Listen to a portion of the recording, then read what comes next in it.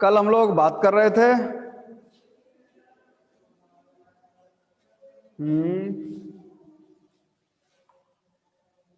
नाभिकीय ऊर्जा के या नाभिकीय अभिक्रिया के क्यू मान, उसके बारे में डिस्कस कर रहे थे अपन। अच्छा, अपन ने एक पोजीशन, एक डायग्राम बनाया था। अपन ने कहा था कि मान लो आपके पास एक पार्टिकल है mx और वो कैसा है, रेस्ट स्टेट में, स्थिर अवस्था में रखा हुआ एक पार्टिकल है mx। इस पर एक पार्टिकल a, वेलोसिटी va, द्रव्यमान ma है, वेलोसिटी va है। ये क्या करता है, इससे टक्कर करता है, और टक्कर के बाद दो पोजीशंस होती हैं, एक थीटा एंगल पर b और एक फाई एंगल पर y। इसका द्रव्यमान mb, वेलोसिटी vv, इसके लिए my और vy। अपन ने जब संवेग के घटकों के बारे में बात किया तो mb, vv cos थीटा, और इधर से संवेग के घटक के बारे में बात किया अपन ने तो m by vy cos phi. ये कंपोनेंट मिले थे हमें। फिर अगर अपन परपेंडिकुलर या लंबवत घटकों के बारे में बात करें तो इसका एक घटक इधर mb vv साइन थीटा, और इधर आया था m by vy sine phi. फिर अपन ने सबके लिए समीकरण लिखे थे x और y दिशा में, और दोनों का वर्ग करके जोड़ा था हमने, ठीक है। तब हमारे पास जो इक्वेशन बन के आया था वो वैल्यू क्या था,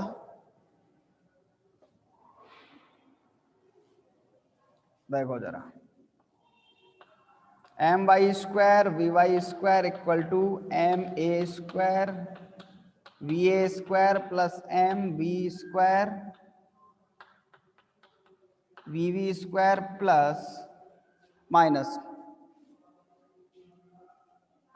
2 M A M B V A V V cos theta. यही था, यही टर्म आई थी सबसे लास्ट में हमारे पास। बोलो जरा, अपन क्या करते हैं, अपन कुछ वैल्यूज लिख लेते हैं। देखो अपन अपने पास एक तो क्या है, कई सारी गतिज ऊर्जाएं हैं।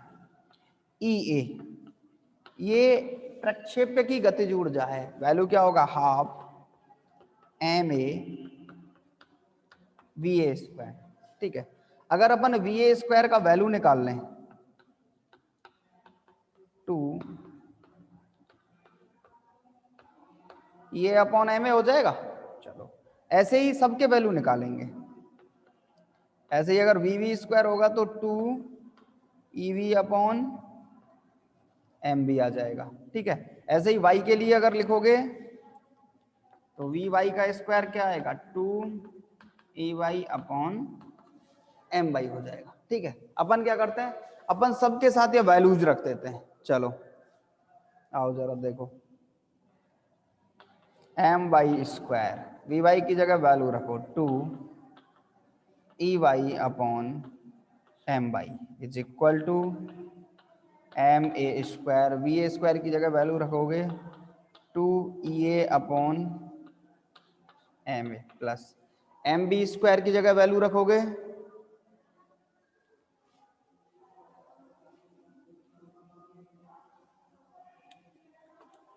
एम बी स्क्वायर, और वी बी स्क्वायर की जगह value 2 E B upon M B minus 2 M A M B. V ए की जगह वैल्यू रखोगे तो देखो 2 ई ए अपॉन एम ए की पावर 1/2, इधर 2 E B upon M B की पावर 1/2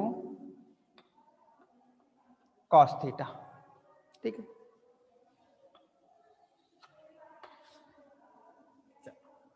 अपन थोड़ा सा इसको सॉर्ट कर लेते हैं। हाँ,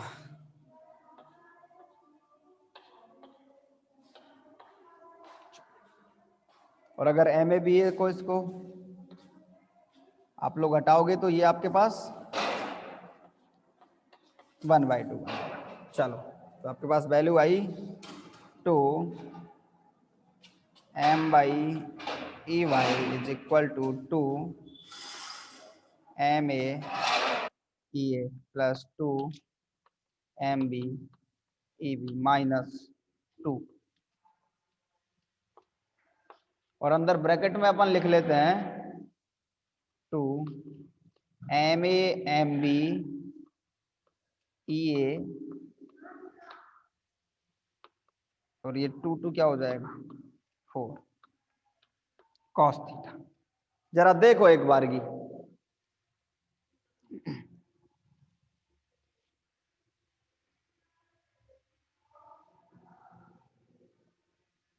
अपन और एक काम करते हैं, 2 तो सब में है, कैंसिल कर देते हैं, एम बाई का भाग दे देते हैं, या E Y equal to M A upon M by E A plus M A M B upon M by E B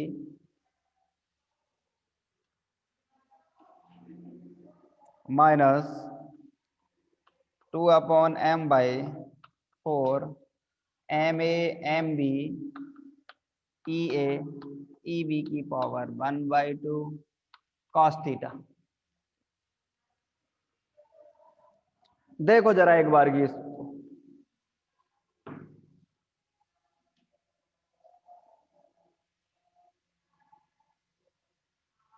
बोलो।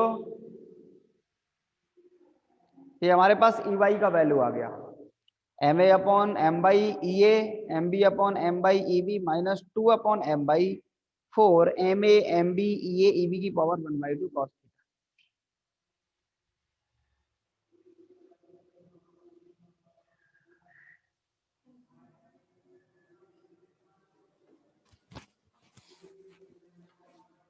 चलो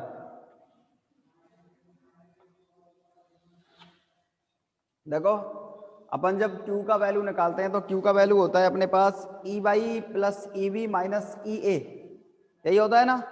आओ जरा, चूंकि Q equal to E Y plus E B minus E A, अपन क्या करते हैं, अपन E Y का वैल्यू रख देते हैं। चलो आओ जरा, Q is equal to E Y की जगह वैल्यू रखो M A upon M by E A plus M B upon M by E B minus 2 upon M by 4 M A M B E A E B की power 1/2 cos theta plus E B minus. अपन क्या करते हैं, अपन कुछ common ले लेते हैं। देखो यहाँ ई ए है, यहाँ ई ए है, यहाँ ई बी है, यहाँ ई बी है, जरा common Q equal to E A M A upon M by -1 plus M B upon, एक तरफ ई बी को कॉमन ले लो, M B upon M by +1 minus 2 over M by 4 M A M B E A E B की power 1/2।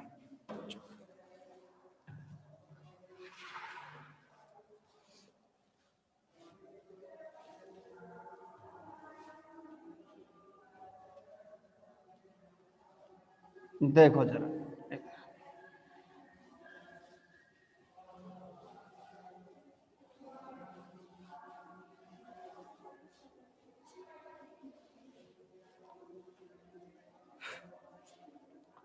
Q equal to ये MA minus M by upon M by plus EV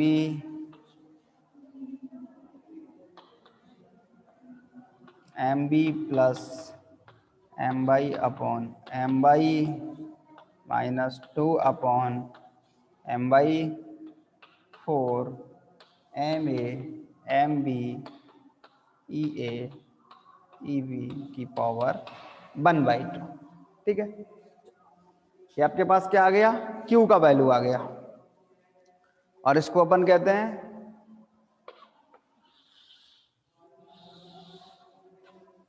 cos theta, और आता है इसके साथ, ये भी ध्यान रखना। ये होता है नाभिकीय अभिक्रिया का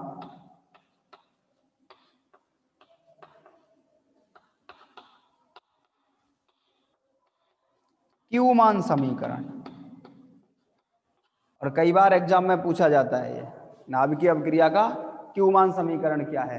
वैल्यू क्या होती है, E A M A minus M by upon M by plus E B M B plus M by upon M by minus 2 upon M by 4 M A M B E A E B की power 1/2 cos theta. ठीक है, ये क्या होता है, नाभिकीय अभिक्रिया का क्यू मान समीकरण होता है। चलो अब जरा थोड़ा सा आगे की बात करते हैं। यदि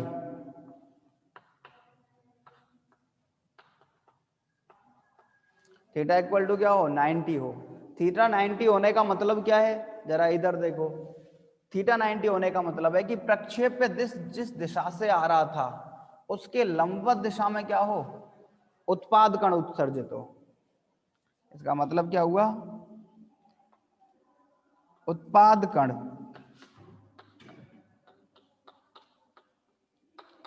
प्रक्षेप्य की दिशा के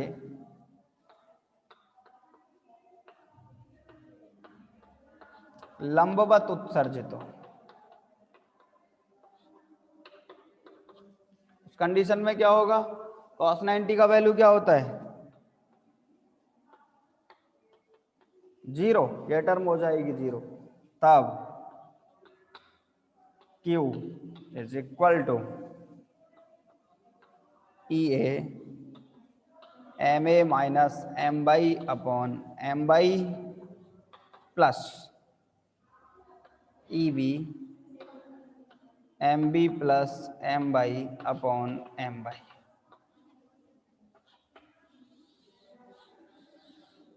देखो जरा, ये अपने आप में बहुत इंपॉर्टेंट पार्ट होता है किसी नाभिकीय अभिक्रिया का क्यू मान, और कई बार ये क्वेश्चन पूछा भी गया है। देखो जरा एक बार की, फिर आगे बात करते हैं।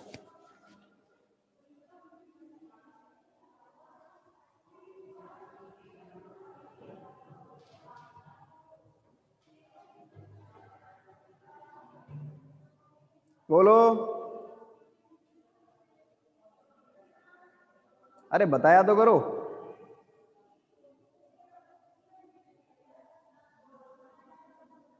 समझदार हो तो वैसे भी फाइनली।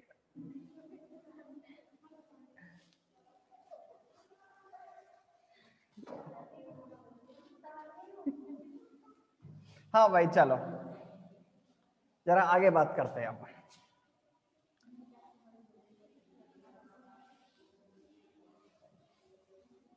देखो अगली बात करते हैं अपन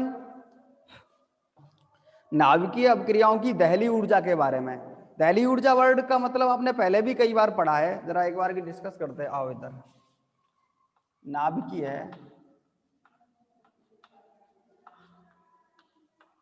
अभिक्रियाओं की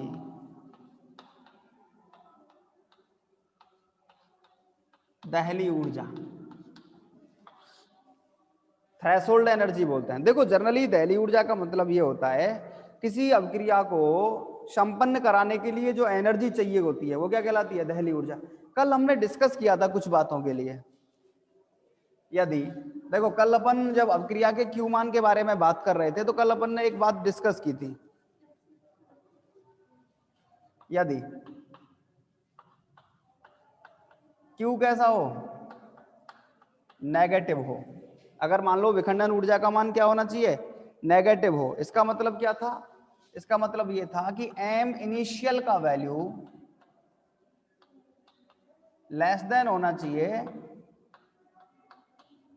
एम फाइनल के वैल्यू से, ठीक है। या फिर अगर अपन बात करें कि जो उत्पाद की गतिज ऊर्जा है,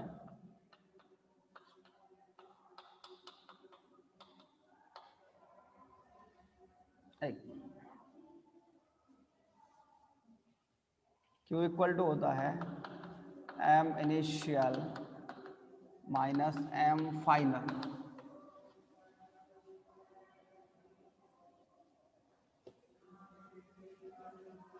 हाँ ठीक है ना, एम इनिशियल सही है। उत्पाद की गतिज ऊर्जा कम होनी चाहिए किससे, अभिकारक की गतिज ऊर्जा से।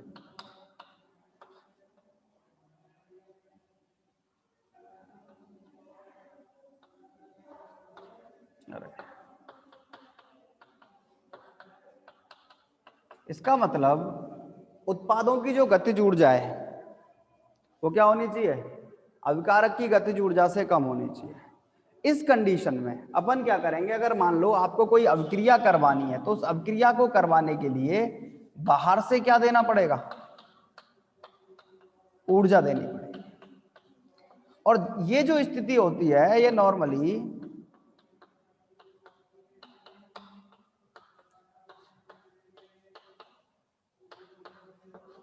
ऊष्माशोषी अभिक्रियाओं में होती है। ऐसी अभिक्रियाओं में अपन करते क्या है, अपन को बाहर से सिस्टम को क्या देना पड़ता है, एनर्जी देनी पड़ती है। और बाहर से सिस्टम को जितनी ऊर्जा दी गई है वो ऊर्जा क्या कहलाती है, दहली ऊर्जा कहलाती है। मींस किसी अभिक्रिया को करने के लिए, सीधा सा मतलब क्या होता है नाभिकीय अभिक्रिया की दहली ऊर्जा का, किसी नाभिकीय अभिक्रिया को संपन्न कराने के लिए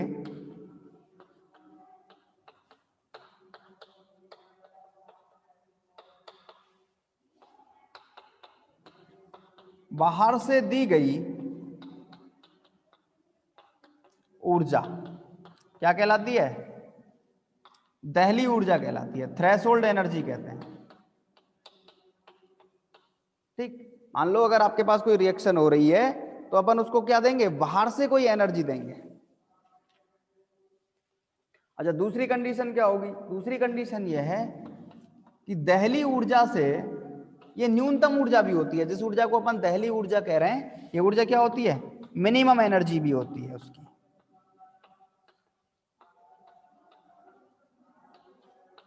इसका मतलब दहली ऊर्जा से कम ऊर्जा पर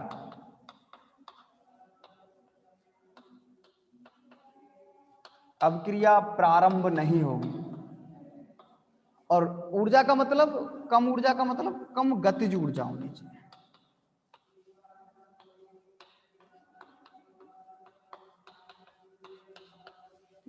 अपन मैथमेटिकली रूप से इसके बारे में डिस्कस करेंगे। जैसे मान लो आपके पास कोई पार्टिकल है, ये रहा,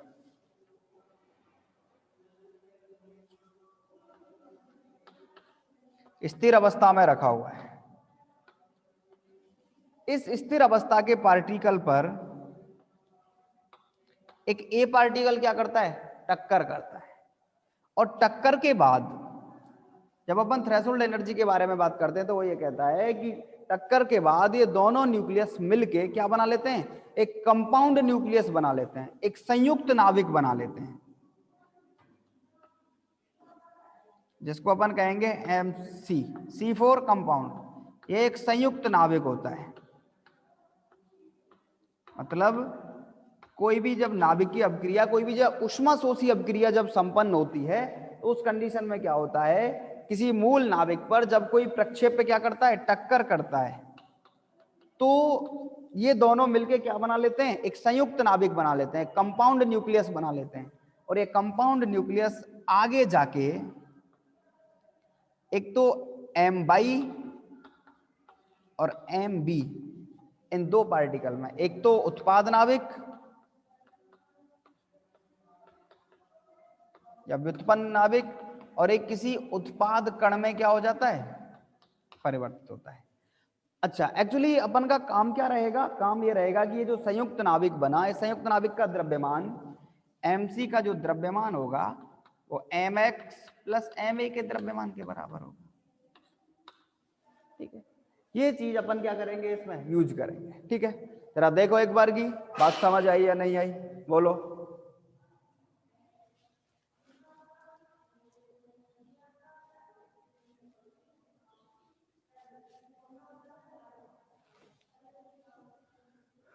और ये जो कंडीशन होती है, इस कंडीशन को एक नाम देते हैं अपन, इसको कहते हैं मध्यवर्ती अवस्था।